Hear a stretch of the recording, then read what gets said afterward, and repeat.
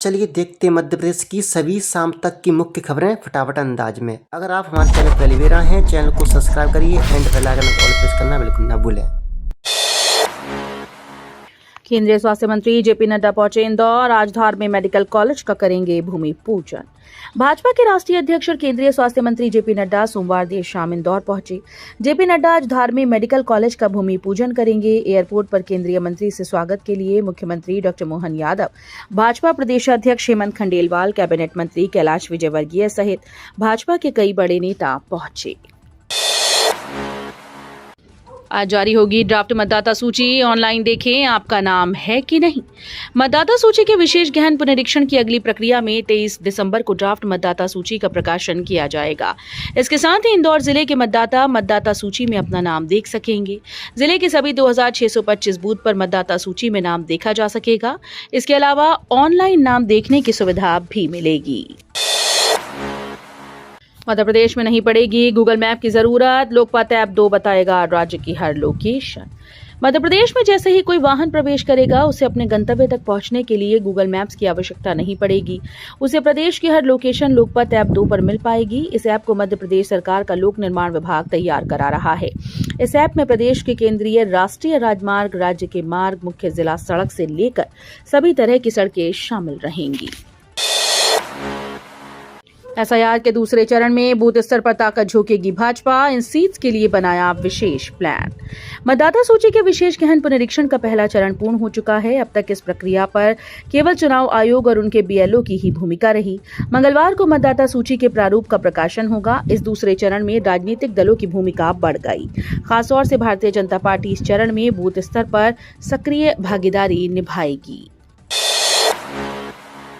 दिल्ली से भी ज्यादा ठिठुरा मध्य प्रदेश। शहडोल में पारा 2.8 डिग्री। कोहरे और शीतलहर का डबल अटैक। उत्तर भारत से आ रही बर्फीली हवाओं ने मध्य प्रदेश को कोल्ड चैम्बर बना दिया। सोमवार को प्रदेश के कई हिस्सों में कड़ाके की ठंड रही। आलम यह रहा कि मध्य प्रदेश के कई शहर देश की राजधानी दिल्ली से भी ज्यादा ठंडे रहे। मौसम विभाग के अनुसार विंध्य और महाकौशल अंचल में शीतलहर ने जनजीवन को प्रभावित किया। अब नदियों की सेहत से तय होगी स्वच्छ शहरों की रैंकिंग। जल शुद्धि बिना टॉप रैंक मुश्किल। स्वच्छ सर्वेक्षण 2025-26 ने देश भर के शहरों के लिए स्वच्छता की परिभाषा बदल दी है। अब केवल सड़कें साफ होना या कचरे का समय पर उठना ही पर्याप्त नहीं होगा, बल्कि शहर की रैंकिंग उसकी नदी की सेहत से भी सीधे तौर पर जुड़ गई है। केंद्र सरकार की नई गाइडलाइन में रिवर टाउन की अवधारणा को और मजबूत किया गया है। नर्मदा, शिप्रा, गंगा जैसी प्रमुख नदियों के तट पर बसे शहरों के लिए जल गुणवत्ता, घाटों की स्वच्छता और नदी किनारे रहने वाले नागरिकों का अनुभव निर्णायक होगा। भोपाल में अयोध्या बाईपास पर 6 लेन सड़क बनाने 7,871 पेड़ों की कटाई शुरू। विरोध शुरू। भोपाल में यातायात व्यवस्था को सुरक्षित और सुगम बनाने के लिए अयोध्या बाईपास चौड़ीकरण परियोजना पर काम शुरू कर दिया है। इसको लेकर अयोध्या बाईपास पर पेड़ों की कटाई भी शुरू हो गई है।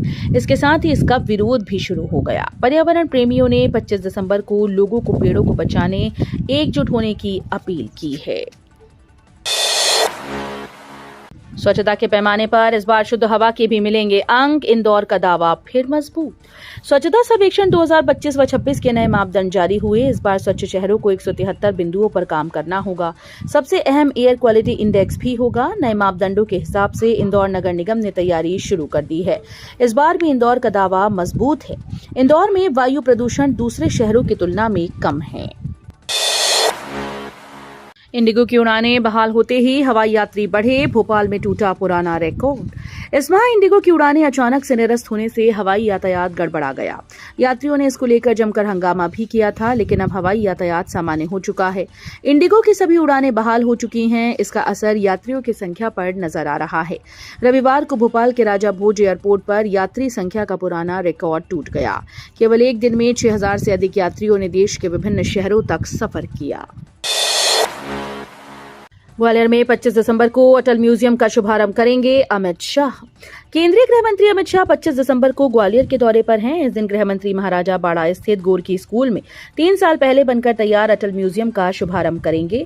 इसके अलावा केंद्रीय मंत्री इस म्यूजियम को देखने के लिए पहुंच सकते हैं, क्योंकि उनका अटल जी के पैतृक निवास जाने का कार्यक्रम भी प्रस्तावित है। वीडियो अच्छी लगी तो वीडियो करिए लाइक एंड चैनल को सब्सक्राइब कर बेल आइकन को और प्रेस कर लीजिएगा।